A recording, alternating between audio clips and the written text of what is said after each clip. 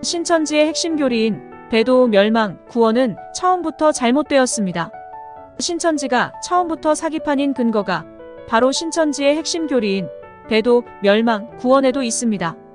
신천지의 시작이 성경으로부터 시작하지 못했다면 신천지는 처음부터 성경과 관계가 없는 곳이라 할 수 있습니다. 지금부터 이 영상을 끝까지 한번 보시고 배도, 멸망, 구원의 교리로 인한 신천지의 시작이 무엇 때문에 잘못되었다고 하는지 깨닫게 되었으면 합니다. 배도, 멸망, 구원의 첫 시작은 배도가 먼저가 아니라 언약이 첫 시작입니다. 언약, 곧 약속이 없다면 배도가 있을 수 없습니다. 배도란 다른 길을 가는 것이며 다른 길을 간다는 것은 원래 약속했던 길이 반드시 있어야 하는 겁니다. 때문에 신천지가 배도, 멸망, 구원을 주장하기에 앞서서 먼저 같은 길을 걷기로 약속했는가에 대한 증표가 있어야 합니다. 신천지에서는 그 증표로 유재열의 아버지 유인구와 성령이 언약했다는 언약서를 증거로 내세웁니다. 이 유인구와 성령이 언약했다는 언약서가 가짜인 경우로 판명난다면 배도, 멸망, 구원의 교리 또한 가짜일 수밖에 없습니다. 시작이 성경적이지 못한데 어찌 과정이 성경적이다 하여 성경적일 수 있겠습니까? 시작부터 소설이면 아무리 진짜같이 그려놓았고 진짜같이 설명했다 할지라도 팩트는 될 수 없습니다.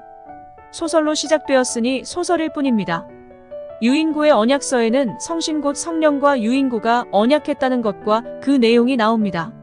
나는 일반 성신이 아니요 여호와의 성신이다 하며 유인구와 언약한 그 내용 안에는 3년 반 안에 이루겠다라는 시한부 종말이 나옵니다.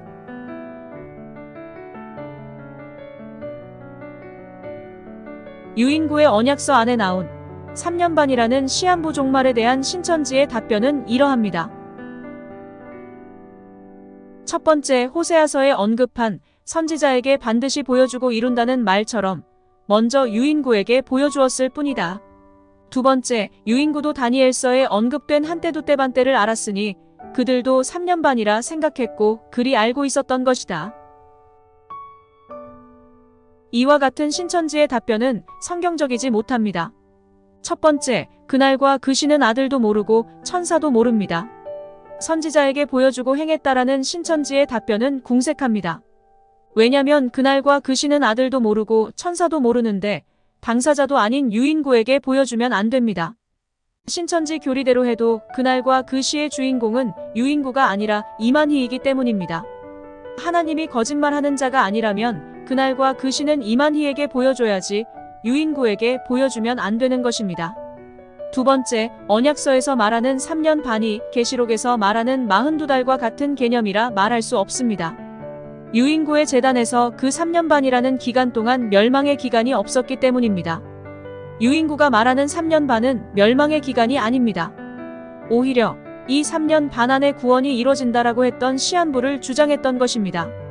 계시록의 42달은 그 날수가 1260일로 정해져 있는 기간입니다.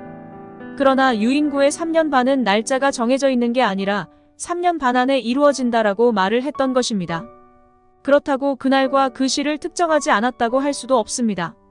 예를 들어 내가 내일까지 돈을 갚겠다라고 말을 했다라고 하면 그것은 내일 저녁 11시 59분까지는 갚겠다라고 하는 의미가 됩니다.